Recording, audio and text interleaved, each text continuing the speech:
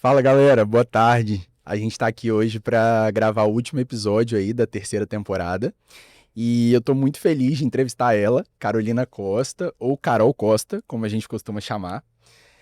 Carol é médica pela Universidade Federal Fluminense. Além disso, ela fez residência em psiquiatria no IPUB, fez R4 no Projade e ela é preceptora do serviço, além de preceptorar também a enfermaria de psiquiatria da UFRJ. Carol é mestre pela UFRJ no campo, né, de atuação em tabagismo. Além disso, atualmente ela é vice-presidente da Associação Brasileira de Estudo do Álcool e Outras Drogas. Também é orientadora do projeto de extensão Education Against Tobacco com os alunos da UFRJ. E eu tô dividindo a mesa hoje com Lígia, que é muito fã da Carol, né, Lígia? Então, aqui com a Carol, né, um dos ícones do IPUB. E, Carol, começando a nossa entrevista, né, conta um pouquinho pra gente como é que começou esse interesse, né, por essa área de álcool e drogas, que geralmente muita gente tem dificuldade, né, de lidar, de como manejar as situações. Conta um pouquinho pra gente. Então, atenção, muita atenção. Não começou, atravessou a minha vida. Inclusive, assim, dentro da UF também, eu fui um plot twist, um exemplo de plot twist. Entre as pessoas da minha turma, ninguém acreditava quando eu falava assim, em agosto, que eu ia fazer psiquiatria. Porque todo mundo achava que eu ia fazer clínica médica, que eu era apaixonada por semiologia, fui monitora de semiologia. Era a minha matéria, assim, que salvou a minha faculdade, porque se fosse pelo ciclo básico, eu estaria desistindo, né? Eugênio, não é possível que esse purgatório aqui vai ser esse para sempre, não vai ser. Aí no quinto período me apaixonei, assim, e continuei estudando com os professores, né? Eram os professores que mais me apoiaram e que foram inspiração. No internato, amava a clínica médica, enfermaria, ficava mergulhada lá. E aí, na UF, era na época, né, que eu sou jovem, mentira, só ao contrário, não sou jovem. Na época, era a única faculdade que tinha internato de psiquiatria.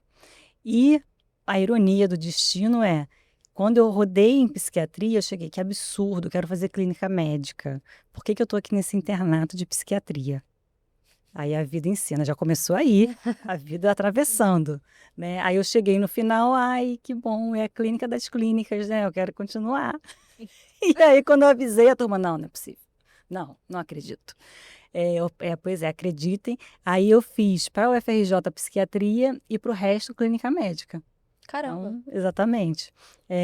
Porque também a gente rodava, pelo Márcio Amaral ser professor também da UF, a gente rodava no centro de estudo, na sessão clínica, desculpa.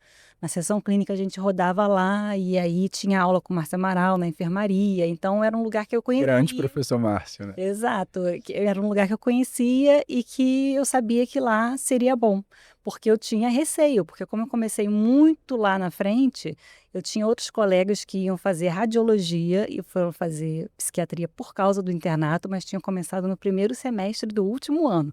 Então foi assim, nos 45 do segundo tempo. Então, o plot twist começa daí. Aí eu entrei no IPUB, aí corta para eu pensando, eu gosto muito de ansiedade e depressão, porque era o que mais tinha, né, no internato, e a gente tinha a oportunidade de atender e acompanhar, se você fosse do eletivo. Aí eu, ai não, álcool e drogas, não, álcool e drogas. Aí corta para o segundo plot twist.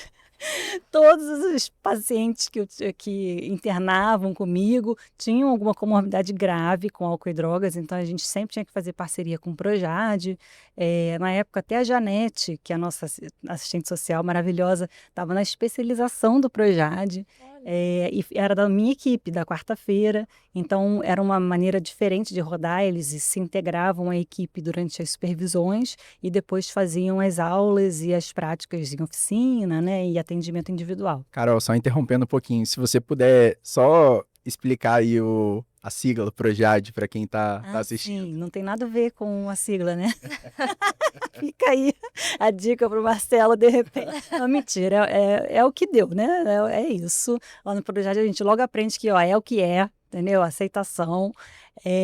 E é programa de assistência, programa de estudos e assistência ao uso indevido de álcool e drogas. Perfeito. Né? E aí ficou como Projade. Não sei como que ele chegou a esse nome, mas pegou, né? Na época, eu lembro do Bruno Nazar chamando o Projadson. Enfim, o Projac, Projade. E aí ficou, assim, desde, eu acho que antes de 2000, e, enfim, foi crescendo muito em torno do trabalho multidisciplinar, né, da especialização, da calma, do Marcelo Cruz, com certeza, porque se eu tivesse lá, minha filha, ó, o negócio ia, o pau ia torar, entendeu? Não, brincadeira. Mas olha, ele aguenta cada coisa que eu fico assim nervosa, porque eu sou angustiada, né? Pelo amor de Deus. Eu sou dalizada, mas nem tanto. Então, assim, tem que ter uma calma para poder lidar com circunstâncias muito desfavoráveis e muita injustiça, né? Muita situação de marginalização de uma pessoa que nasceu 100 vezes lá atrás. Então, e a gente chega ainda tarde, porque muitas coisas vão acontecendo para essas pessoas até que elas cheguem em situação de rua e, enfim, ter tido essa prática e estudar sobre isso, né, com certeza abriu para compaixão, né, para ver que, na verdade, não era aquilo que eu pensava, que era, né, ator, atriz, que era doido da cabeça, assim, achava que nada tinha consequência, não. Isso é minoria da minoria da minoria, a maioria sofre muito, inclusive no consultório. Então, com isso, desde o R1, eu tinha uma supervisão que o Marcelo fazia. Minha turma foi a primeira a rodar 3 anos obrigatórios. Então, não tinha divisão. Então, era uma turma muito pequena que rodava na supervisão do Projad. Geralmente eram residentes da Maria Tavares, da população de rua. E aí, com isso, eu ia lá e começava a participar, porque tinha pacientes que tinham problemas sérios e ia conversar. E eu brinco que o Marcelo me enganou, o Marcelo com a calma budista dele, entendeu? Assim, né, não me passou pela cabeça que pudesse ser uma confusão danada.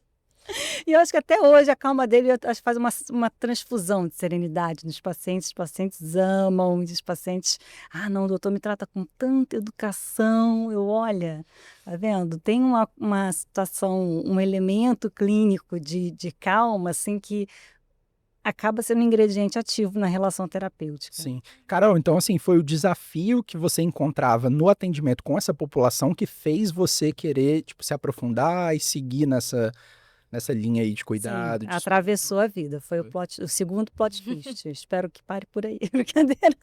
E Carol, conta um pouquinho como é que veio esse interesse também no tabagismo, né? Porque veio o mestrado, veio todos esses programas, né? Parece que a partir disso foi se desdobrando, né? Como é que começou isso com o tabagismo?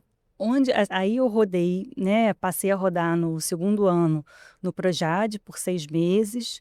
O Marcelo já sabia dos meus casos. Eu acabei depois, até quando eu parei de rodar lá, eu levei os pacientes para o meu ambulatório geral, porque, enfim, me interessei mesmo, continuei no R2, indo nas supervisões, porque tinha um horário que era possível. No terceiro ano, rodei também no Projad, e no segundo ano eu rodei também no HU, né, na interconsulta psiquiátrica, e que era o forte da Universidade Federal Fluminense, né, em que o Mauro Medlovics e o Max Castro hoje em dia eu acho que é o chefe da psiquiatria da UERJ, e o Mauro Medlovics era o coordenador lá do serviço da UF e também é pesquisador do TEPT lá no IPUB.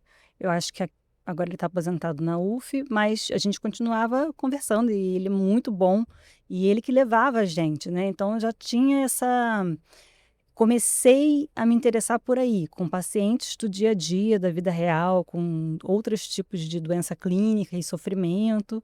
E aí eu me encantei com o HU, continuei no R3, no eletivo no HU, no R4, uma parte eu rodei no HU também, fiz o acordo com o Marcelo, e o Marcelo deixou, porque não tinha essa possibilidade só de rodar no HU, e com isso virei agente duplo, lá e cá, entendeu? Eu sempre brinco com isso, que aí quando eu fiz o mestrado, o Nelson Caldas, que é também do HU, faz a interconsulta da bariátrica, né, psiquiatria e cirurgia bariátrica, ele ligou para mim: Carol, eu tive uma super ideia para você. Eu já rodei no NET, já fiquei muito tempo lá, que era Núcleo de Estudos e Tratamento do Tabagismo, ainda, porque ainda existe. O Alberto Araújo tem um mega banco de dados, ele é muito organizado. Eu estou escrevendo um capítulo para o livro dele, que ele vai lançar pela SBPT, que é sobre álcool e tabagismo, e tem muita coisa. vou te apresentar. Aí o Brasil e ele me apresentaram ao Alberto, e o Alberto era uma figura encantadora. Ele faleceu em 2022, mas me marcou profundamente na minha formação, porque ele era extremamente proativo, sempre mexia as coisas, os pauzinhos, assim, para poder ter simpósio, para poder ter aula para os alunos de iniciação científica, e colocava a equipe para poder conversar e dar aula, né? Eu acho que aula é um subterfúgio para você aprender da melhor forma, porque você vai ter que explicar o que você aprendeu, o que você fez, o que você leu para outras pessoas. Então, é a melhor forma de você aprender. Então, eu sempre quer dar aula? Ah, quero. Né? E ainda tinha depois a aula pronta, caso tivesse que tirar alguma carta na manga. Então, ficava para sempre, assim, é, um, um fruto de um aprendizado, né? Que depois você ia repetindo, repetindo, repetindo, se atualizando e acabava conseguindo aprender mais. E aí ele criava esses desafios e me aceitou muito bem. Fiquei desde 2011, final de 2011 até final de 2015, nesse processo de fazer o estágio probatório do mestrado. E aí o mestrado era baseado no audit, na aplicação do audit, que é uma escala de uso de álcool na entrada do paciente, e aí seguia por um ano depois o tratamento da cessação do tabagismo e via qual era o desfecho.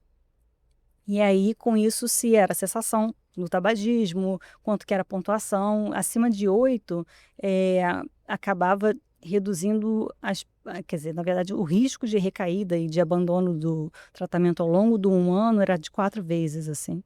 Então, a gente seguiu 50 pacientes e via que tinha muita diferença, né? E aí, com isso, eu continuei lá, né, de graça mesmo, só para poder ter contato com o hospital universitário, e me apaixonei fui mordida pelo mosquito do advocacy, porque a gente entende que não adianta a gente ficar no consultório pedindo para o paciente parar de fumar, ou aconselhando o paciente a parar de fumar. Você tem que ir para a política pública. Somente quando os médicos se juntaram com a sociedade civil organizada e foram para a Câmara dos Deputados, para o Senado, fazer advocacy junto com os assessores, é que as coisas andaram na Política Nacional de Controle do Tabagismo, e eu passei a ver essa amplitude de ação, né, que a gente acaba perdendo se a gente só fica no consultório. Uhum. É um tema que a gente queria falar também, né? Essa questão aí da política de álcool e drogas e tudo. Mas antes, você falando em tabagismo, me veio aqui um pouco da clínica que a gente escuta muito quando o familiar tá junto, do tipo assim, fulano não tem força de vontade, Ui. né? E por isso nunca consegue parar de fumar. E aí, Carol, o que você acha aí da sua experiência sobre esse ponto aí? Foi uma das primeiras coisas que o Marcelo Cruz falou, né, quando eu comecei a entrar em contato com a supervisão dele, é quem somos nós na fila do pão, né? Todo mundo que quer mudar tem telhado de vidro. E todo mundo que, desde que acabar com hábitos ruins de alimentares, né, de comer doce, a fazer atividade física, a correr, enfim, a qualquer coisa, desde até, eu quero fazer faxina mais vezes da minha casa e não consigo, né, sofre, né, e não é muito diferente do que acontece com o uso de substância, porque são comportamentos hiperaprendidos e conforme aquilo vai se cristalizando, realmente fica mais difícil de você mudar. E tudo bem, na verdade a pessoa precisa de ajuda. E aí o Marcelo falava que era muito complicado na década de 80, 90, porque era muito comum o médico chegar e falar: olha, se você não parar de usar, eu te dou alta. Como se fosse uma estratégia, né? Ou a tal da força de vontade, porque tem que querer. Então, e isso com o Miller e o Honeck entrando na jogada, com a entrevista motivacional, isso caiu por terra em termos de pesquisa até, né? Então as coisas ficaram mais claras, mais elucidadas, que, olha, não adianta você punir, não adianta você ameaçar, não adianta você ter um embate argumentativo, você dá pitaco, porque você vai ter que trazer a fala de mudança evocada do paciente, né? Tem um Reels, eu acho, do Instagram que me mandaram e falava sobre isso, assim, que todo mundo era divino, é uma lenda, né, provavelmente. Ou não sei se tem alguma origem indiana, mas todo mundo era divindade e aí os homens abusaram da divindade e os deuses resolveram, não, vamos esconder aonde essa divindade deles. No centro da Terra. Não, eles vão chegar no centro da Terra. No fundo do mar. Eles vão chegar no fundo do mar e vão descobrir. Onde que a gente vai, então, esconder? No fundo deles mesmos. Que eles nunca vão achar de novo. Então, assim, é basicamente isso, né? A gente não consegue mudar ninguém. Inclusive, esse nome entrevista motivacional, eu acho que é bastante infeliz, mas foi o que deu Parece na uma época. coisa meio coach, né? Parece, gente, parece que é, galera, vamos lá, todo mundo consegue. Parece meio Pablo Marçal, assim. E é bem o contrário, né? E é totalmente o contrário. Eles tiveram que escrever depois um artigo falando que não é entrevista motivacional, porque estavam usando entrevista motivacional e o nome deles para conformar as pessoas dentro das empresas, assim. A favor de venda de carros, né? Então, é uma coisa totalmente... E aí não tem o espírito, porque tem que ter aceitação, compaixão, né? Evocação, enfim. E esse espírito não tem quando você tem um interesse econômico por trás, né? É importante trazer isso também, né? Porque outra crença assim que se tem também, que a maioria dessa população são pessoas, por exemplo, jovens que usam uma substância numa festa e já desenvolve uma dependência, né? Sendo que na grande maioria dos casos, né, sempre tem algo por trás, né? Algum trauma, algum abuso, Sofrimento. alguma comorbidade psiquiátrica. E com essa prática também, você sempre reforça isso, né, nas supervisões do Projad, que a medicação, por exemplo, nesse caso é muito insuficiente, né? Atua em alguns momentos com indicações específicas, mas se você não tiver uma base psicoterápica, a coisa não anda, né? Porque é além disso, né? Sempre tem algo por trás. E você falou da entrevista motivacional, né? A Carol também, ela dá aula pra gente no IPUB de psicoterapia, de TCC, que todo mundo ama, tá fazendo o maior sucesso. E como é que você se interessou, assim, nessa parte da entrevista motivacional, da TCC? Como é que foi esse caminho, assim, dessas abordagens? Foi minha inquietação, meu lado oposto ao Marcelo Cruz. Enquanto ele é calmo por natureza, eu sou nervosa por natureza, tenho um neuroticismo assim passando por gerações da família, entendeu? Você vê assim, meu Deus, realmente podia ser diferente essa menina aqui não, é muito ansiosa. E aí eu ficava, meu Deus, esse caso é muito grave. Eu tenho até alguns desejos que falavam assim, Carol, você é muito caruda, a gente está passando o caso, você está surdo. E o Marcelo assim, é isso, gente. Vamos ver a próxima. Então, assim, eu acho muito divertido. Como É uma eu cena aprendo mesmo, né? muito com o Marcelo. Gente, tem que ser mais calma, né? Vou fazer um mindfulness aqui, vou respirar, porque dá vontade de falar, meu filho. Lembro de uma frase sua também numa supervisão que você chegou e falou assim pra mim, não, psicanálise nesse caso vai demorar muito tempo. Pelo amor de Deus, ó, sem tempo, irmão, sem tempo. Quer dizer, não, sem falar, assim, eu conheço muitas psicanalistas, assim, inclusive, que trabalham lá no projeto, e são muito boas, muito mão firme, assim, sabe? Mas se você pega, eu acho que pessoas que não têm número de pacientes nessa clínica, talvez exista iatrogenia, né? Porque você não consegue encaixar, não é uma coisa, tem muitas emergências, muitas urgências, muitas crises, um sofrimento assim brutal, né? E inclusive lá no Projad a gente sofre demais assim com a falta de diversidade de serviços que antes existia. Por exemplo, você podia internar um paciente que estava chorando em sofrimento extremo, porque o ambiente é muito determinante, né? Quer dizer, na verdade não determina, mas condiciona demais. Se você tem muita exposição à droga, se você abre a porta e já tem a boca de fumo lá com, né, a exposição ao máximo, isso é gatilho, a pessoa vai ter facilidade de uso, não vai ser só força de vontade, né? Isso que ficou cada vez mais claro conforme o tempo foi passando. E a droga na população e para a população sempre foi muito colocada como num raciocínio de bactéria. Então, ela pegou streptococcus, ela pegou estafilococcus. Quando, na verdade, são estratégias evitativas, né? Uma das estratégias evitativas que provavelmente a pessoa está usando.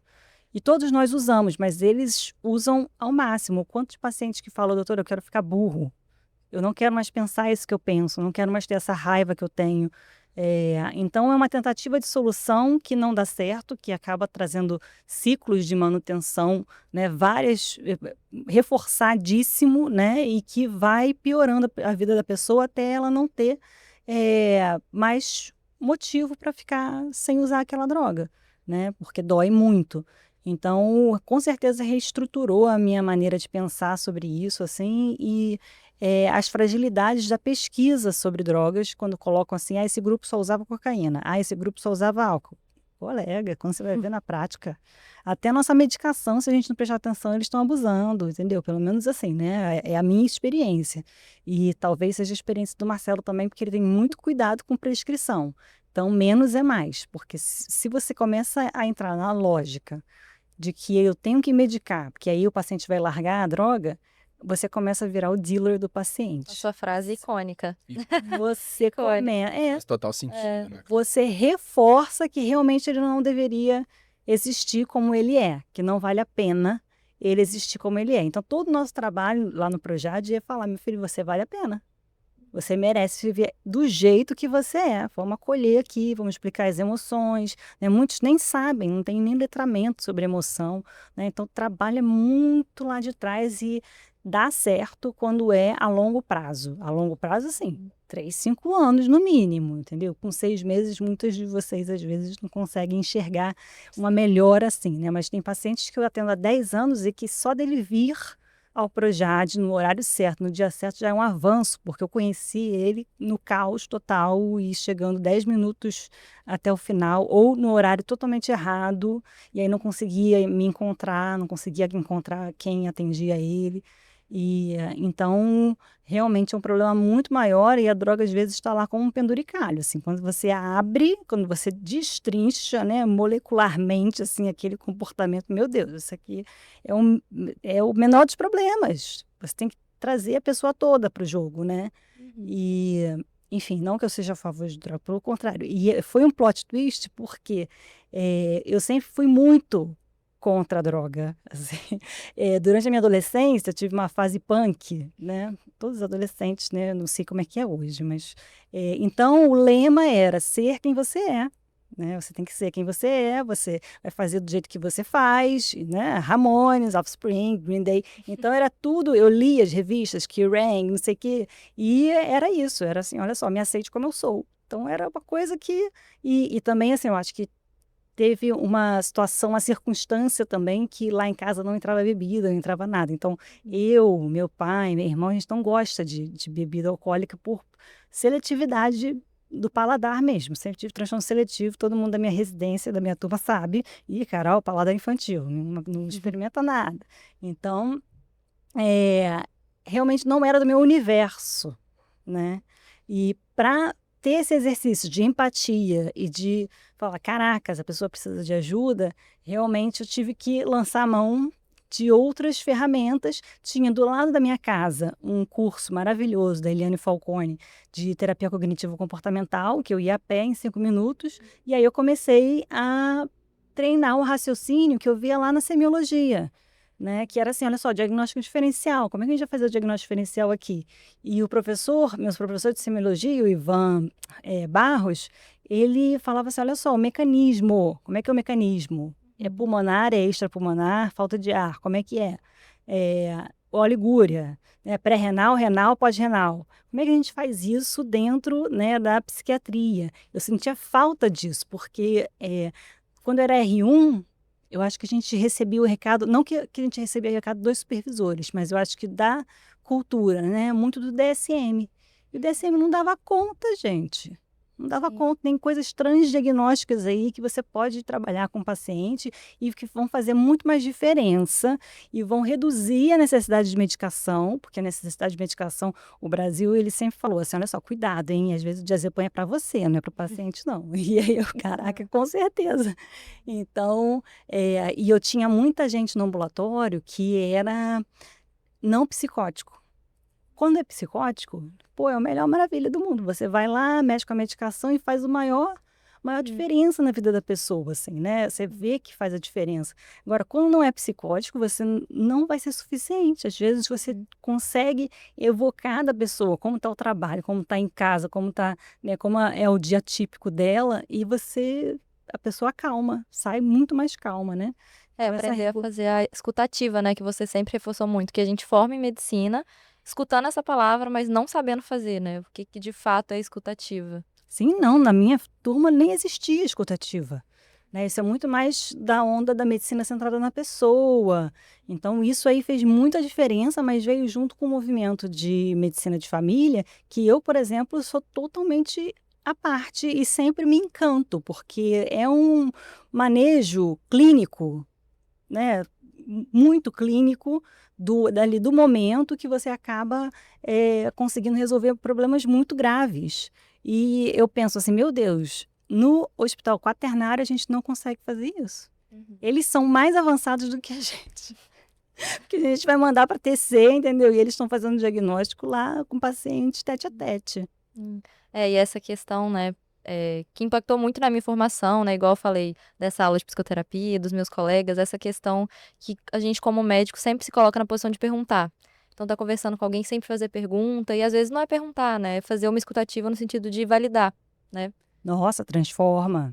Que foi uma das maiores dicas, né, que você sempre dá pra gente, tanto no Projac, quanto na supervisão de psicoterapia. É difícil, é tão simples que é difícil a gente entender o poder até a gente ver, né, ali acontecendo na nossa frente. Meu Deus. Quando eu fiz, eu falei, face mudou da totalmente pessoa. como é que eu faço minhas consultas, assim, realmente dá um impacto muito, muito importante. No início, a entrevista motivacional era muito complexa, porque eles juntavam o modelo transteórico do Prochaska e de Clemente, que é maravilhoso também, mas que passou a ser sinônimo de entrevista motivacional, quando na verdade o cerne era escutativa. E quando passaram as edições, o Honig escreveu um livro, que ele é o primeiro autor, que é Entrevista Motivacional nos Cuidados da Saúde, que a gente usa muito lá no Projac, porque é um livro fininho, não é a Bíblia, né, que tem várias técnicas e tal. Então, você passa a não se distrair mais tanto. Então, para vocês terem noção, eu tive aula com a Ana Carolina Matias, de entrevista motivacional, me apaixonei no Projac. E aí, né, falei, nossa, é isso. Sempre que ela estava dando aula, eu estava lá procurando ver e ouvir, para ver se entrava na minha cabeça. Depois li o livro Amarelo, né, que é a primeira edição em português de entrevista motivacional, mas ficava muito focada na contemplação, pré-contemplação, preparação para ação, onde que esse paciente está, e na verdade foi se vendo ao longo das pesquisas que o paciente pode passar da pré-contemplação para a ação durante uma consulta. Ou o paciente estar em ação, chegar lá fora, cair, quebrar a perna e aí ficar em pré-contemplação de novo. Ou receber uma notícia trágica e virar em pré-contemplação. Então não é uma escadinha tão certa assim, né? E aí com isso isso foi em 2008, isso. Em 2017, eu li esse livro nos cuidados clínicos, que aí aplica em várias situações de saúde, né, ortopedia, pneumo, infectologia, e fala os diálogos com entrevista motivacional, na verdade, sem primeiro, né? Sem a técnica da escutativa, da pergunta aberta, e depois com a técnica da escutativa e pergunta aberta, e é sensacional você ver a diferença e você consegue vislumbrar como que isso vai ser na sua prática e como que o paciente traz mais aquilo que é importante, que está dentro dele, né? Que está no fundo dele. E aí, só em 2017 eu lembro a primeira vez que eu fiz a escutativa e o paciente começou a falar com muito mais desenvoltura e mudou o clima da sessão. Antes eu queria cavar, queria cavar a verdade dentro dele, e aí fazia quase uma inquisição e o paciente não trazia a resposta que eu queria e nunca ia trazer mesmo, porque acaba sendo invalidante. Quando você fiz a escutativa, eu lembro que, meu Deus, realmente isso funciona. Aí né, Maomé, né? Assim. Tem até aquela regrinha, Maomé. né, que... Que Maomé, gente, não é Maomé. Quem que é ver pra quê? Pra crer, não sei, gente. Tomé? Tomé, São Tomé. É que tem até a regrinha, né, que você fala nas aulas, né, da escutativa, a proporção com as perguntas que a gente pode fazer, né, porque a gente sempre quer fazer muita pergunta, mas fazer pelo menos 2 escutas ativas, né, então a pessoa fala alguma coisa, você repete, terminando com ponto final, né, e não com interrogação, porque a nossa tendência sempre é ficar perguntando, né, igual você falou, querer cavar, mas isso não é o que vai ser de fato terapêutico, né. Sim, e é mágico. É mágica, gente, eu considero mágica, assim, uma das mágicas que eu aprendi ao longo da vida. Demorou 10 anos para aplicar, porque ele simplificou, né, nesse livro de cuidados. Começou a não mencionar mais Prochaska de Clemente, passou a ser só ambivalência e escutativa, escutativa, pergunta aberta. Aí depois da pergunta aberta, escutativa, escutativa, porque otimiza, né, a fala do paciente, também o clima de validação. Tem paciente que até pula da cadeira, assim, nossa, é isso! É isso, doutora. Poxa, aí começa a chorar, né? Então, assim, vira uma outra coisa mesmo. Até o Irismar Reis fala assim, olha, um encontro que o paciente não se emociona é um encontro estéril. Ele fala sessão, né, de terapia, mas eu acredito que seja o encontro em geral. Que quando você consegue que o paciente encoste na dor, que muitas vezes é dilacerante, isso é transformar a emoção com emoção. Né? Porque você está lá acolhendo, você está mostrando que ele é um ambiente seguro. Então, só isso, muitos pacientes. Outra coisa que eu aprendi no projeto é que muito paciente não teve o mínimo. Quando você fala, não, a gente vai cuidar de você, a gente não vai desistir de você, a gente está aqui para, né, junto com você para cuidar de você. Eu sei que você não está acostumado por causa da sua história, mas nós estamos aqui para cuidar de você. Para a gente é uma coisa muito básica, né? Nós nos formamos, passamos 6 anos para isso, mais a residência. Mas os pacientes, eles não têm isso óbvio. E as histórias, realmente, elas são muito privadas de direitos mínimos, básicos. Então, eu passei a ver isso como um maior problema até do que o uso de substância. Tem que parar de qualquer jeito. Eu tenho paciente que fala, cara, vou parar, mas e aí, minha vida? Minha vida não vale a pena? A senhora passava por violência doméstica, porque o marido era alcoolista. Então, assim, nossa senhora, tem que ver o todo, né? As necessidades vão para muito além. É óbvio que eu gostaria que ela não usasse substância e que ela se sentisse merecendo ser ela mesma. Mas tem gente que se quebra ao longo da vida, né? Por conta de situações muito absurdas, né? Sim. Ô, Carol, e quando que você acha que a internação ela entra como uma estratégia de cuidado, assim, para quem tá aí lidando com esse perfil de paciente? Olha, no geral. Só antes de você responder, eu vou também fazer um link aqui, que ano passado, em novembro de 2023, teve uma polêmica no Twitter, né? Não sei se você chegou a ver, em que o prefeito, né, Eduardo Paes, ele colocou ali que a internação compulsória de paciente morador de rua, usuário de droga, se faz urgente e necessária. E aí lembro que nessa época aí deu É como se fosse bastante... bactéria, né? Exato, então. Vamos tratar a pneumonia dele aqui. E aí fala pra gente, assim, como que você enxerga isso, esse posicionamento, e como que isso reflete aí no cuidado desse perfil de paciente? Eu passei por isso em 2011, quando eu trabalhava no Centra Rio, um CAPS-AD estadual, né, lá em Botafogo, e teve o Casa Viva, o projeto Casa Viva, que era pegar crianças que estavam em situação de vulnerabilidade na rua e usando crack e trancando dentro dessa casa. E tinha uma equipe de infanto-juvenil, né, especializada para atender, e chamaram essa equipe do Centra Rio e para poder ajudar de certa forma, né? A gente não concordava, mas a gente foi lá, porque no final das contas são seres humanos e a gente não pode virar as costas para isso. E eu lembro do João, que era um dos oficineiros lá, e ele tinha muito jogo com criança, ele tinha muito trato com as pessoas, muito carisma. E ele falou assim: a gente foi visitar a casa desse menino, e a casa era um buraco assim no chão, com uma cartolina em cima, e moravam 5, sei lá, moravam várias pessoas ali dentro. A droga é o menor dos problemas. Né? E aí, como que você tranca? Aí era a mesma coisa, eu acho que no choque de ordem, né? Você tranca, você manda pro abrigo, e aí depois você libera a pessoa como se fosse uma pneumonia de estafilococcus, né? Fiz o tratamento. E a pessoa volta para as mesmas condições de vida. Isso é o caldo de cultura. A droga vem aí como uma tentativa de solucionar problemas, assim, que a pessoa é a única coisa que ela soube fazer. Eu tenho paciente no projeto que fica emocionado. O primeiro bolo que eu recebi de aniversário foi aqui, doutora. E você fica assim, 60 anos de idade. Então, realmente, e eu vejo, depois que o Pablo Brandão, que foi um residente que passou pelo Projad, ele sugeriu uma leitura que é Na Fissura, né? Em inglês é um pouco diferente, Chasing the Scream, que é uma referência ao Harry Anslinger, que foi um manda-chuva dos Estados Unidos, do Departamento de Narcóticos, e era bipolar, né? E era bem, assim, apaixonado, no sentido, assim, como se fosse bactéria mesmo. Ou você usa droga ou você não usa droga. Com requintes de racismo, porque com a Judy Garland, ele falava, uma moça de família, não faça isso. Jantava com ela e falava, minha filha, não faça isso. Com a Billie Holiday, né? Uma mulher preta que cantava blues na noite, ele quase matava, né? Com os capangas dele.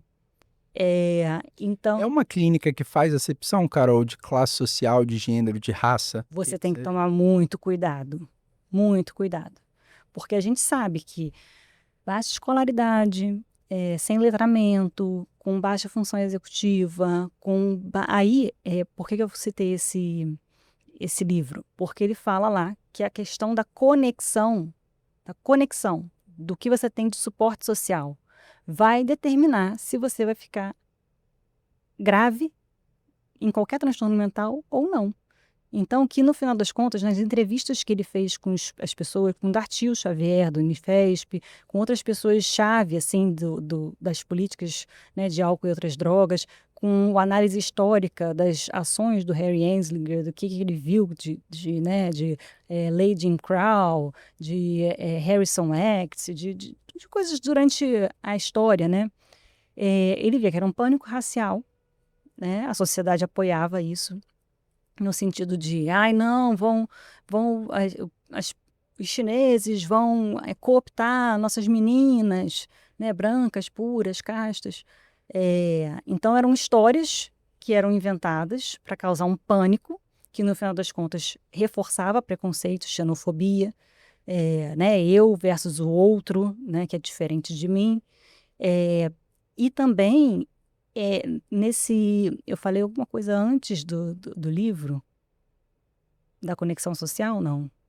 Enfim, mas com o livro fica muito claro que ele coloca assim, olha, no final das contas é o desespero e o isolamento que perpetua, né, a situação de uso de substância.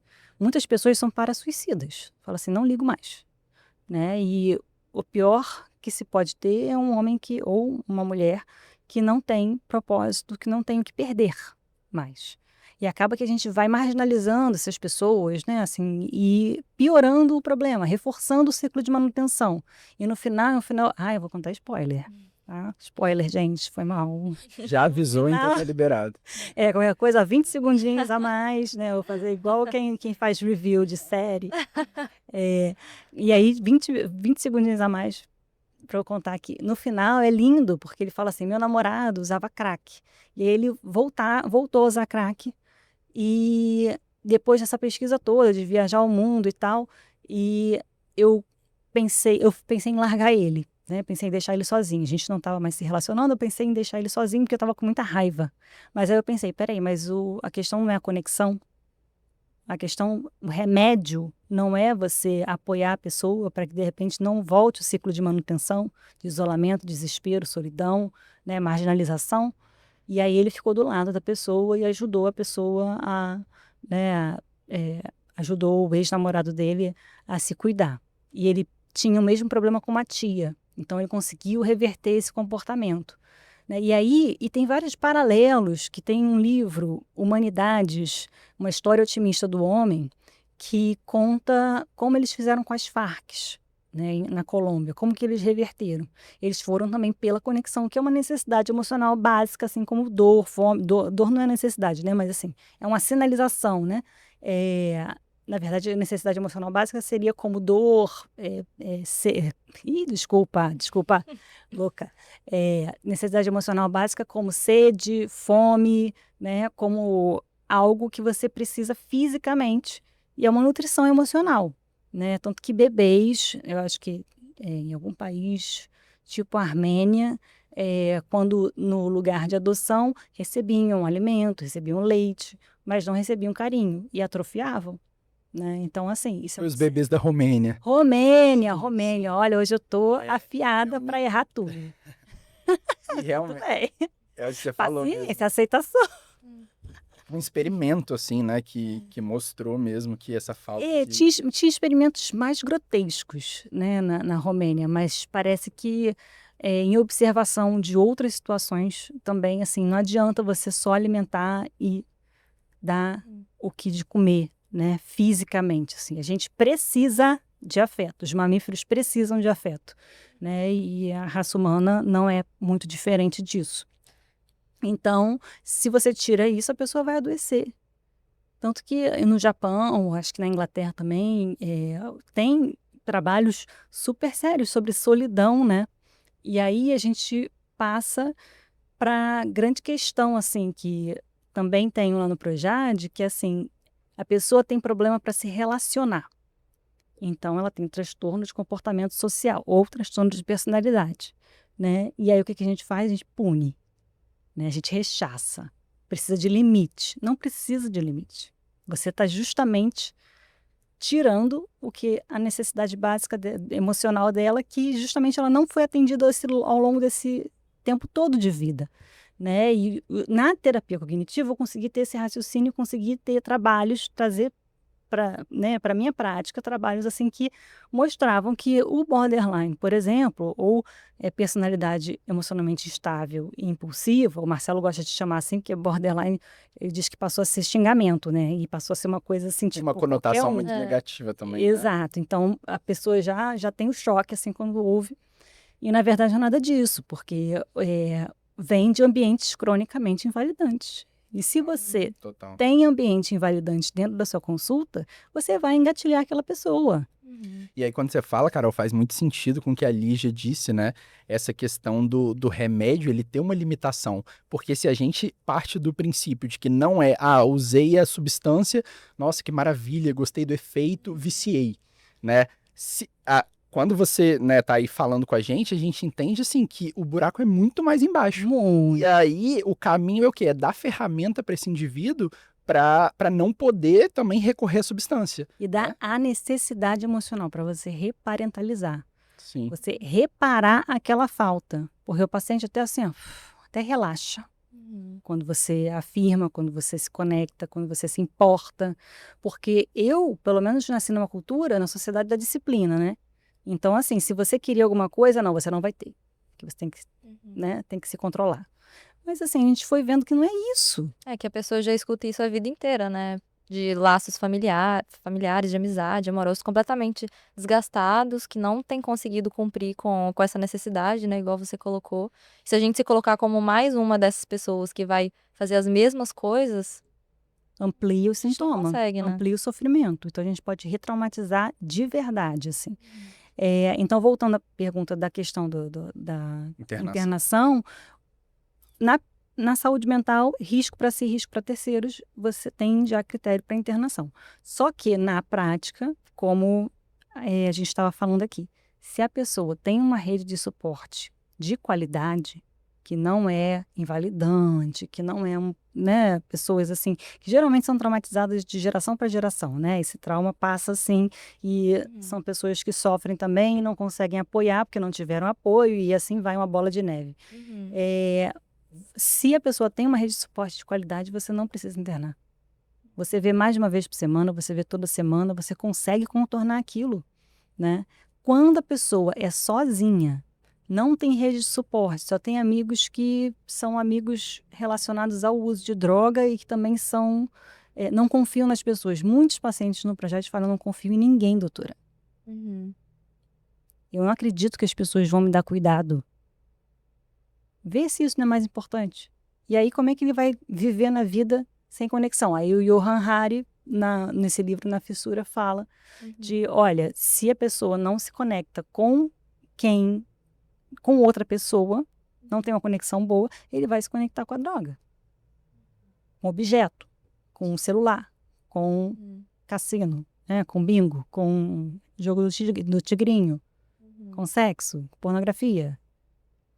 E o assustador é que a gente hoje em dia está criando pessoas cada vez menos conectadas entre si, né? Que não dão um abraço, não tem toque, não tem fala, né? E a tecnoferência, né? Que é todo mundo olhando para o celular sem conseguir dar atenção até para o filho. Então, a raça humana não vai adiantar a gente ir para Marte, que a gente vai levar o problema que somos nós mesmos. Total. E acaba que essas ideias, né, por exemplo, de um remédio ou da internação compulsória, querem arranjar uma solução para um problema que é muito mais embaixo, né? Muito! E aí os Não tem saída rápida. Cultural, social. É. E aí no livro Humanidades, eles falam como eles resolveram umas Farcs, assim, né? Como eles lidaram com aquilo que foi colocando fotos das mães das pessoas e com uma mensagem de cuidado. Volte para casa, meu filho, não tem problema. Uhum. E conseguiram alguma resposta diferente do que você ir lá e retraumatizar e punir e agredir. Você não fez, então você vai para prisão. Não que, né, eu queira, que não exista prisão e tal, mas inclusive nesse livro Humanidade tem coisas muito impressionantes que falam das prisões em outros lugares em que não existe grade, não existe. É óbvio que a gente demora muito até chegar a esse ponto, né? Mas se a gente não considera os ciclos de manutenção, que não são só a droga, existem o raciocínio clínico não é só a droga, gente. Uhum. Não, esse é um raciocínio do século XX, onde a principal descoberta foi vacina e antibiótico. Aí a gente quer moldar tudo em torno disso. Quando, na verdade, a relação com os outros, uma relação validante, uma relação calorosa, uma comunicação não violenta, ajuda muito mais. Você falando aí me fez lembrar de uma paciente que eu atendo, né? Eu tô aí um pouco mais em contato com a população carcerária. E aí me chamou muita atenção, assim, por conta de um padrão, de uma repetição, né? A mãe dela nasce no sistema prisional, tem ela no sistema prisional, e ela agora tá privada de liberdade e tá grávida. Nossa. Então, assim, geracional, né? Sim, e a lealdade familiar. Total. Que aí vem da terapia familiar sistêmica, que eu amo Total. estudar também, porque é um atalho. Que é a família, né? A família, de apoio. a família. E aí tem um uso de substância muito importante, né? E aí é o que você falou, as drogas, eles se misturam, né? Não tem como, tipo assim, tabaco ou cocaína, não. É uma série, inclusive já fez até uso injetável. E me chama a atenção porque durante uma das consultas ela fala que na cela é onde ela tinha mais amigas, que ela sentia que ali a relação era... Ela usou uma palavra, assim, que eu não vou lembrar agora, mas, assim, genuína. Do tipo, assim, não tem interesse por trás. Aqui a gente é o que é, sabe? E aí, assim, você vê que, poxa, é um déficit ali nela, né? Um buraco que tá ali instalado que motiva diversos comportamentos dela, né? Sim. E é muito o que a gente tá vergonha, conversando, humilhação, assim. né? Assim, a gente vê muito, assim, eu me sinto humilhado. Uhum. E aí, como é que você vai não escolher a droga, né? Se você não se sente valendo a pena. Se você não sente com valor justamente por ser quem você é. Que a terapia de aceitação e compromisso e outras terapias cognitivas também focam muito, né? Olha só, você nasceu, você tem valor. Né? Mas a sociedade passa um recado diferente para essas pessoas. Sim. E às vezes a gente passa também. Uhum. Total. Sim. Uma outra coisa que eu queria perguntar, Carol, com relação, puxando também aí um gancho com essa população aí privada de liberdade, com relação à política de drogas no país, né? Que a gente sabe que diferencia o usuário, né, de substância, de droga, para traficante, mas a lei, se eu não me engano, me corrija se eu estiver errado, não faz ali a distinção de quantidade, fala que tem que olhar todo, né, olhar um todo ali, não falar tantos gramas, ou, né, é enquadrado nisso, é enquadrado naquilo. Como que você percebe, assim, isso na prática? Porque o que eu vejo é um número gigantesco de pessoas que entram no sistema prisional, muito reflexo dessa lei aí que abre margem ali, né, para é usuário, é traficante, isso não é muito bem definido. E queria que você falasse um pouco sobre a questão da descriminalização. E Sim. essa questão do que é tráfico, o que é uso pessoal, também que passa por vários recortes, né? De raça, de classe, de gênero. Tem toda uma questão que esse meio cinza, né? Que não tem uma definição, acaba tendo implicações práticas, né? Principalmente para Sim. a população. Sim. E é uma coisa que eu aprendi com o Marcelo também, que para uma situação complexa como essa, não existe solução simples. Uma coisa que me revolta em descriminalização, que colocaram também lá 0,59, 69, sei lá, não sei, não lembro qual que é a- o recorte para crime e não crime, né, na descriminalização da cannabis. Mas só isso. Gente, você vê a Política Nacional de Controle do Tabaco, que mora no meu coração, é, é super complexa. A Convenção Quadro, que foi o maior tratado mundial de saúde pública, é, por muito tempo, agora eu acho que tem de plástico, tem de outras ações de clima, mas foi o primeiro e foi o exemplo, é um tratado com vários artigos que chamaram os países todos. O Brasil foi um dos que fez o rascunho, né, e contempla vários pilares ao mesmo tempo. Então, é o Empower, né, monitorar, que é o Vigitel, levantamentos epidemiológicos regulares, para a gente saber como é que está, mapear a situação, é o P de Protect, né, de proteger a população da fumaça do tabaco e também da própria indústria do tabaco, o O de Offer Treatment, né, que é oferecer tratamento. Então, o Brasil é um dos poucos países que oferece de graça pelo SUS, né, e é um país continental que tem ambiente livre de tabaco. Então, a gente protege e é acho que é o único país com mais de 100 milhões de pessoas que é todo livre de tabaco em ambientes fechados. O W, que é warn, né, que é avisar as pessoas. Então, são as figuras de aviso no maço do cigarro. O é o enforce, que é de fiscalizar, você fiscalizar para saber se estão cumprindo com a não publicação de propaganda, né, de você não ter nem neon, somente a exposição do tabaco, nem um negocinho assim de apoio do tabaco pode ter para o maço, porque isso já é considerado propaganda, já é considerado indução ao consumo de tabaco. E o R, que é Raise Taxes, né, que é aumentar o preço dos impostos, não para ressarcir o governo nem nada, é extra fiscal, é para realmente a população ver, tá caro, não vou comprar. Então, assim, dentro desses 6 eixos, o Brasil conseguiu implementar esses 6 eixos de alguma forma. Ainda falta muitos passos, ainda tem muitos desafios, principalmente na população carcerária, na população psiquiátrica, que são justamente os marginalizados e que eles investem, assim, dando cigarro de graça, se puder, que depois as coisas se perpetuam. E não é descriminalizar ou criminalizar. Em momento nenhum você prende quem está fumando. Então, meu Deus do céu, é muita pouca saúde pública sendo colocada em prática, da ciência para a prática. É uma ação que acaba sendo feita pelos juízes, né, enfim, pela parte jurídica, pela STF, que é muito falha. Não vai dar conta. Porque é uma engrenagem, a engrenagem ela muda, ela vai mudando. Tem um livro, né, Alcohol, No Ordinary Commodity, e fala como a indústria vai se... E essa coisa de, é ilegal, então tem que passar para legal para a gente saber. Cara, não é assim. Tem pessoas que se dedicam para a política nacional de controle do tabaco 100% do tempo. O Alberto era um desses. Ele só se dedicava ao SUS e a monitorar, a fazer o advocacy e monitorar o que estava acontecendo. Então, isso dá muito trabalho. Porque o determinante comercial, quando você legaliza, também o determinante comercial, que é o dinheiro que isso dá, que bet, bilhões de A gente reais. está vendo agora os impactos, né? Sim. Também depois, para você diminuir isso, é um inferno. Então, assim, você vai ter que ver, de novo, a situação, mapear a situação toda, em vez de usar só uma coisa. Aqui, ó, porque causa aberração. Causa assim, esse aqui, ó, tá com... não sei o que lá, 99999. Esse aqui não vai preso. Esse aqui vai preso. Sim. Isso isolado, sem uma estratégia de saúde pública, fica... Sem vários pilares, né? Então, assim, eu fico muito insatisfeita com a descriminalização.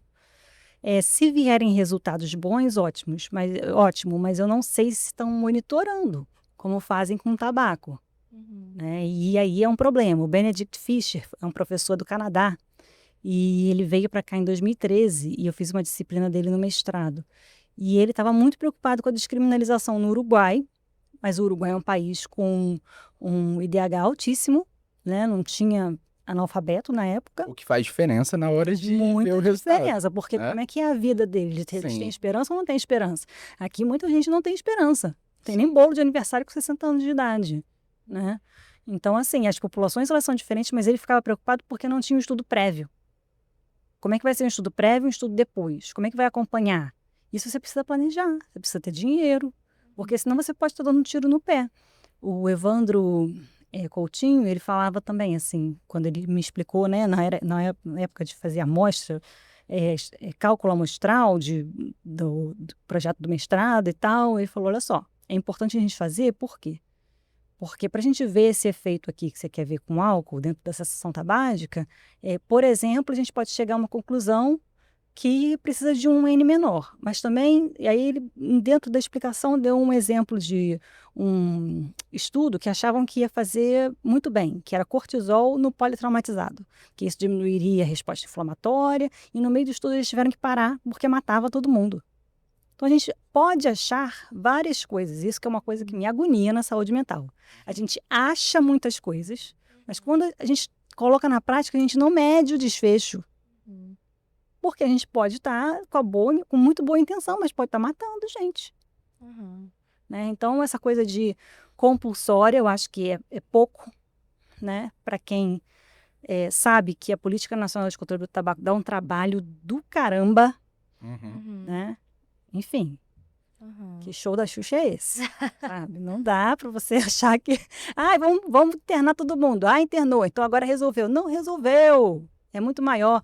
E a descriminalização também, eu acho que é uma coisa muito pontual para um problema desse tamanho, sabe? E com uma indústria também olhuda, de bilhões, nos Estados Unidos é bilhões, a indústria do tabaco também está indo para cannabis, para juntar, né? E o lucro estratosférico, quem sobrevive no capitalismo, no mundo, é quem tem lucro estratosférico. É quem tem lucro estratosférico. É difícil de você encolher. Olha a indústria do tabaco, eles sabiam até em 1975 que nicotina era adictiva. Em 1998, tem lá no documentário Tobacco Conspiracy que todos os presidentes das principais indústrias de tabaco falando, não, acredito que não causa dependência. Porque na primeira emenda americana você pode acreditar no que você quiser. É muito sujo. Então, assim, essa coisa de legalizar, eu acho muito simplório, sabe? Sim. E aí, às vezes, tem uma galera que fala, não, mas ilícito é o que é o problema. Não é o problema. Somente isso. Tem protocolo para eliminação do mercado ilícito que em 2018 foi aprovado. Foi 2018? Foi por agora que foi aprovado para o tabaco. Então, tem especificamente para isso. O Banco Mundial estudou e viu que, na verdade, a corrupção é que é o principal problema do mercado ilícito. Aí vem a indústria do tabaco que coloca atores, né, para fazer comercial, dizendo que vão aumentar o imposto e com isso vai aumentar o mercado ilícito. Não é assim. Não é essa a regra direta. Né? Tem muito mais. Então, assim, por conta de ser uma situação extremamente complexa, eu acho que deveria ser pensado de uma melhor forma e com profissionais que estudam isso. Com certeza. Com certeza. Né? E não acordei e resolvi. Que é descuidado, né? É uma coisa que pode sair muito pela culatra e retraumatizar uma população muito marginalizada, que vai ter mais motivo ainda para se anestesiar, para ficar burro, como eles pedem, né? Lá no Projade. Sim. Acho que agora a gente pode passar para o nosso quadro final, né, Pedro? O que você acha? Bate bola, jogo rápido, Carol. Maravilhoso. Uma pergunta, uma resposta aí. Adoro me sentir Marília Gabriel. Carol, um ídolo na psiquiatria. Ai, gente, são tantos. Ai, aí vocês me ferraram, hein? Todo mundo reclama dessa brincadeira. Eu vou colocar, assim, tipo, alguém histórico, tipo Broiler. Pra parecer culta. Né? Não li uma página do Broiler, né? E da sua formação aí? Ai, putz, é muita gente, que me inspirou, assim. O Marco Antônio Brasil, com certeza é uma referência, assim, que mudou minha vida. Eu não sou somente da psiquiatria, né? Eu amo o Hospital Geral, então, assim, eu tenho alguns ídolos por lá de outras especialidades e que me inspiram muito, como Alberto Araújo foi, que era pneumo sanitarista. Então, eu gosto muito de aprender com outras. Eu brinco lá com os residentes que o importante não é saber, eu tenho o telefone de quem sabe. Então, a gente Boa. liga para as pessoas Ainda bem que eu tenho o seu. Exatamente. e eu de vocês, que futuramente, né, com certeza vai adiantar. Então, o Marco Antônio Brasil marcou muito, e ainda mais com o acolhimento dele, né? Ele era uma pessoa. Agora ele vai se aposentar, não está mais tanto presente lá, mas era uma figura que mexia assim, com a gente. Carol, faz isso, faz aquilo, outro, vem cá, vê aqui. Então, assim, isso é interessante. Você se sente Te como mobiliza. eles, residentes, você se sente importante, né? Sim. O Marcelo Cruz também mudou a minha vida, né? Mostrando que a calma é a chave do sucesso. Né? Que você precisa ouvir assim com a placidez, crimes hediondos, não, brincadeira. Mas, com certeza me ensinou assim que a relação terapêutica faz muito sentido, os pacientes amam ele, e aí eu fico assim, caramba, tá vendo? Então, assim, a gente só escutar já faz uma diferença danada, e a gente acha que não, né? A gente acha que tem que fazer e acontecer, tem que ser um cirurgião da mente, né? E consertar as pessoas, e não dá certo.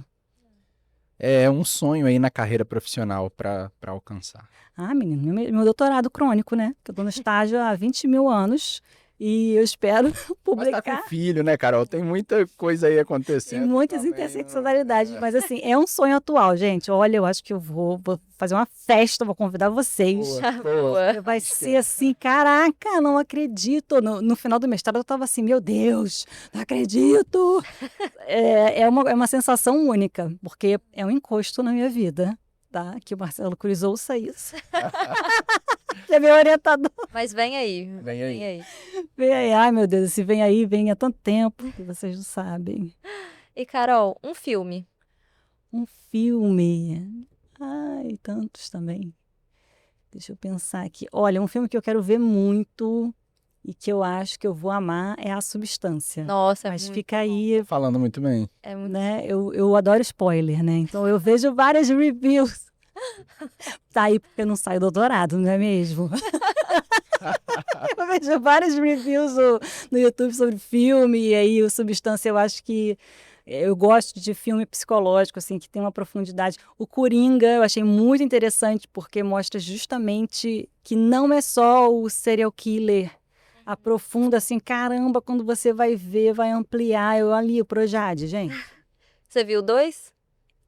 Não vi que Também estraga não tudo, vi. né? Eu também não Parece. vi.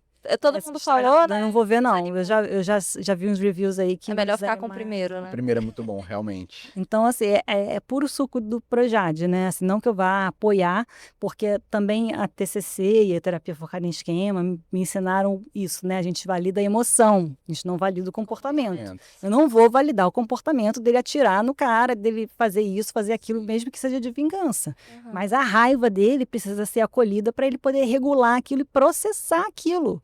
Senão ele vai partir ao ato. Uhum.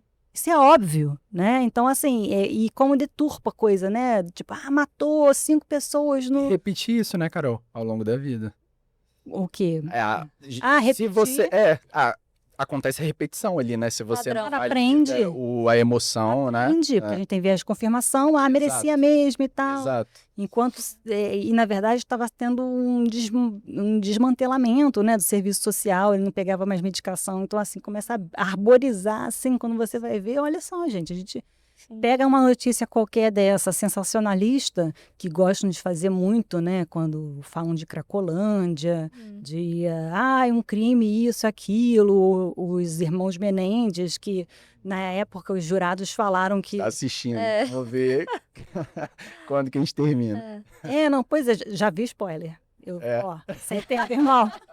Meu lema, sem tempo, irmão. Vamos ver aí. Já vai direto pro que importa, né? Claro, Grilo, a conclusão. duas vezes ali, ó, no YouTube. Aí, enfim, e aí eu vi, né, a história que os jurados não acreditavam em abuso sexual de meninos. Gente, isso que é o nó principal, né? É a ferida, assim, que tem que ser estancada. E enquanto fica gastando, porque é um horror, é um terror, é um terrorista, é isso e aquilo. Caraca, e antes? Dá uma rebobinada, né? Porque aí a gente consegue resolver de fato o problema, né? Incluir políticas Sim. públicas que contemplem assim, as necessidades emocionais básicas, que vão no cerne do desenvolvimento infantil e o desenvolvimento emocional saudável. Como acontece na Suécia, né? Assim, países mais desenvolvidos que valorizam pra caramba os pais estarem ali, ó, tete a tete com as crianças até 2 anos de idade, né? Então, não é imediatista, talvez não seja atraente para políticos que só têm 4 anos, né, para fazer alguma coisa e impressionar o público, mas ao longo do tempo eu acho que é o mais definitivo, né? E é o que a população tem que estar atrás. Sim. Porque é fake news aí que, uma pessoa má. Peraí, vê a história toda, tá? Sim. Sim.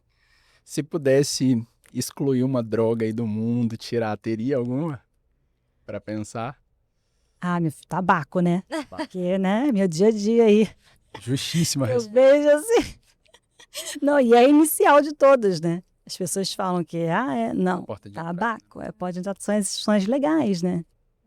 E álcool também não tá atrás, mas tabaco porque eu perco meu tempo com isso. E muito Então, assim, tempo, né? né, Carol? Exatamente. A gente Investe vê o muito trabalho que dá, né? Então, eu acho que para ser coerente com a minha história aí dentro do advocacy, o tabaco, com certeza. O resto vem atrás. Eu acho que fica mais fácil. Vou fechar aí te agradecendo justamente aí pelo que você terminou aí falando nessa questão do tempo que você investe. Isso. Eu acho que essa escolha que você faz dá possibilidade para a gente poder aprender com você, né? Que você tá lá no Instituto, sempre disponível aí. A gente aprendendo demais, sempre escuto Lídia aí te elogiando também muito. Que fofo. Acho que a quantidade de residentes aí que você tem inspirado é gigante. Nossa, que assim, bom. o apoio que você dá pra gente. Todas as aulas eu tinha sexta-feira inteira com a Carol, né? Era o Projade de manhã e psicoterapia à tarde. E era o dia que eu mais estava aprendendo, era o meu dia favorito do ano, pena que agora mudou a rodada. Que Sacanagem legal. nossa turma não ter tido, tá, Carol? Legal. Mas na R3 vai ter, sabia? A partir de 3h30, o Júlio pediu O pra Júlio gente deu esse abrir. spoiler. Aí já tem Boa. um spoiler. As coisas estão só melhorando. Que bom, gente. Fico A muito gente feliz. fica muito Não feliz de sabia você ter disso. aceitado o nosso convite, foi uma honra, de verdade. A honra é Sim, minha. Carol, aprendendo com você aí. E a gente com Sim. vocês não têm noção de como a gente aprende. Valeu. Mentira. Então é isso, pessoal. Espero que tenham gostado desse episódio. Novamente agradecendo a Carol pela disponibilidade, pela honra, né, de poder conversar aqui um pouquinho com a gente. E é isso. Até a próxima. A gente vai ficar por aqui. Total, valeu. Tchauzinho.